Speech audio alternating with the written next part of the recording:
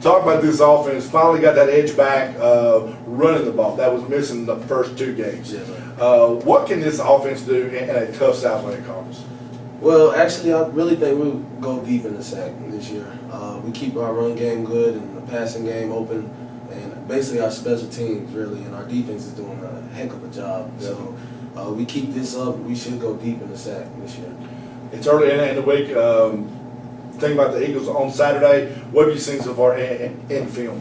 Well, let's say the Eagles, they have good ends. They have good ends, so we're really not worried about the defensive backs. They can play there. They're not bad, but we're going to tackle them. I feel like Saturday, that was the fastest secondary we had seen so far. Oh yeah, yes sir. As far as coming up, as far as you could get on the outside, it was hard. Y'all did a good job between the guards, but on the outside, it was tough to get outside with it. Oh yes sir, yes sir. I got to do a better part of my job, trying to get away from this last defender. But other than that, pretty good. So, but you can tell him, hey, I didn't do it. D. Holmes didn't need it down there. No, he still got a rush touchdown too. Yes sir. All right, man. We'll see you Saturday Yes, in Jefferson City. That's Jamel Harbison from Charlotte, North Carolina. When we come back, we'll talk to head football coach Tim Clifton, get you ready for Saturday, the Carson Newman Eagles and your Mars Hill Lions. Yes sir.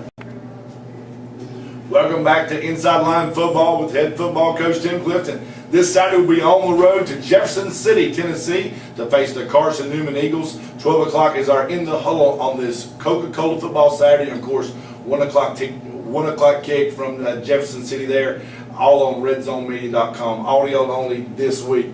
Coach, you talking about Carson Newman, you have to start with Ken Sparks. A long time there. We kid every year about how old he is. He kids about how old you are, but just because he's old don't mean he's not any good.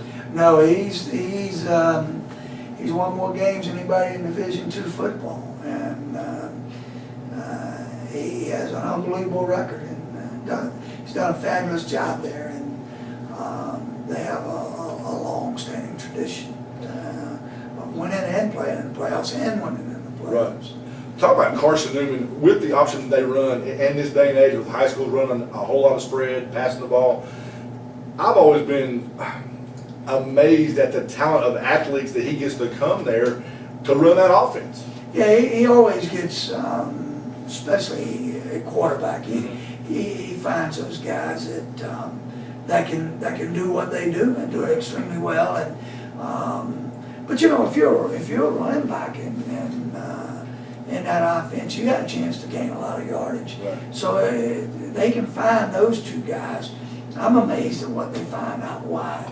Right. Because you're not going to catch many balls, you know. But when you do catch them, you got a chance of being wide open. Because you're committing so many guys to stop the run that they're out there on an island, and when they catch it, and when they catch it, they have an opportunity to score. A lot of quarterbacks have come through there. DeAndre Thomas, this week's Southland Conference Offensive Player of the Week, had a big week Saturday. 104 yards, 17 carries, had 173 yards in the air. That's the most probably surprising stat is 173 yards in the air.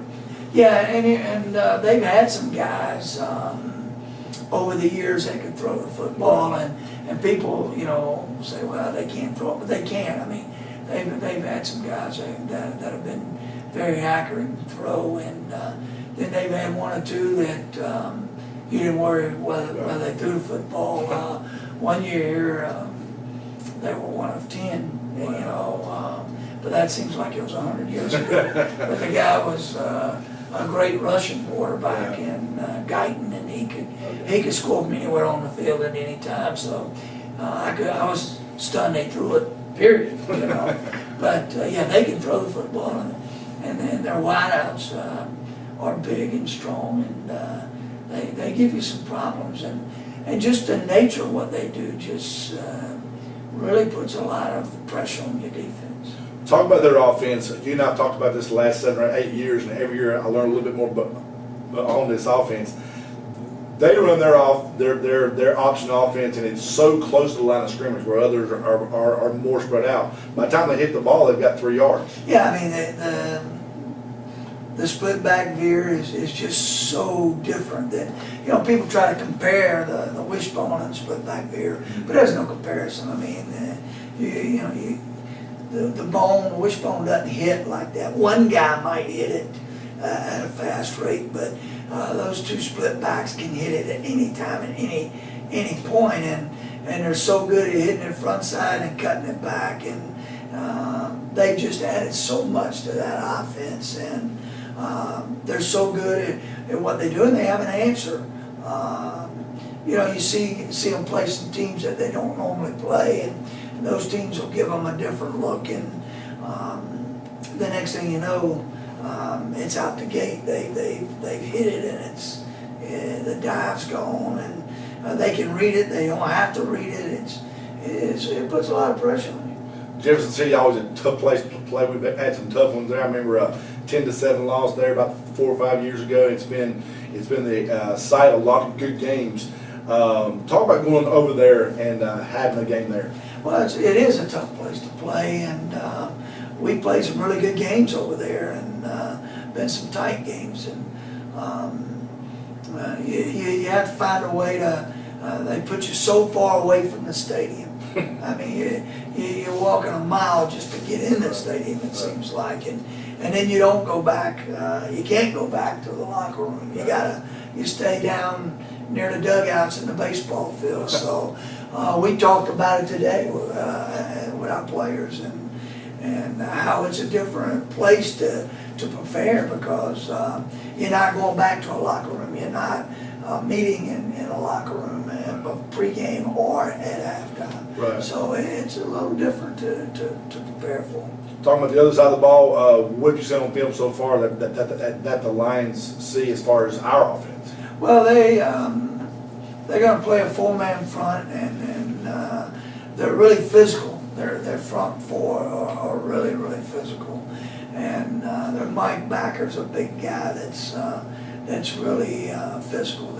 They'll step up and take on the run, and then they're going to play some form of 4 in the secondary, whether it's going to be quarters look or halves, but they're going to play those 4 guys back there. Very seldom do you see one safety look.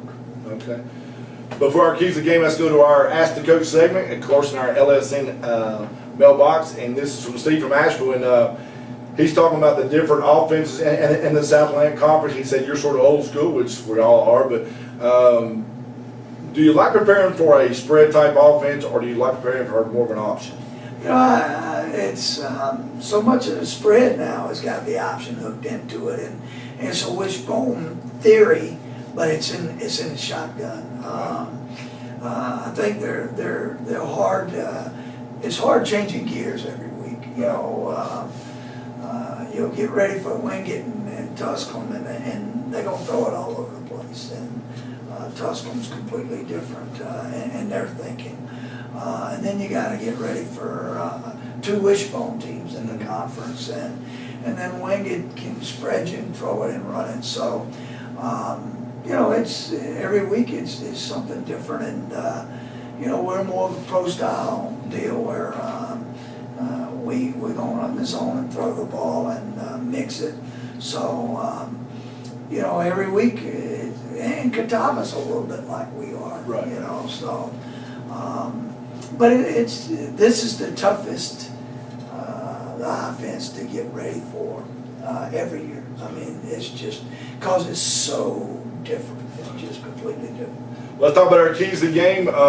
In Jefferson City, big game coming up there, the Carson Newman Eagles and the Marsville Lions. Give us keys to a win on Saturday. Well, the most important thing is that don't turn it over. Right. But somehow we got to control the football. You got to keep their offense off the field, and then you got to keep them from having the big plays on offense. They can hit a normal dive and go 90. One year against Presbyterian, they went 98, and there was like a minute left in the game, and they ran a dive, and it went for a touchdown to win the game for them. They were behind, and people don't run a dive when you're behind less than a minute, but they will. And I think the key is we really got to play assignment football and not give up the big play against us. Coach, have a good game Saturday. We'll see you afterwards. Thank you, Cam, I appreciate it. All right, so Saturday, in the huddle on this Coca-Cola football Saturday begins at 12 o'clock on www.redzonemedia.com, MarsHillLions.com. Then 1 o'clock kickoff from Jefferson City, the Eagles and your Mars Hill Lions. And then, of course, we'll be back here, I believe, next week at 7 o'clock. We'll have to check 7 o'clock. Okay, we'll have to check with Rick and just make sure. But 7 o'clock next Monday night for In the Huddle with head football coach Tim Clifton. For Coach Clifton, I'm Cam Dowell. Thanks for our guests tonight. Thanks for the guys that run the cameras. I'm Cam Dowell. We'll see you next week. We'll see you Saturday in Jefferson City. Go Lions. Good deal.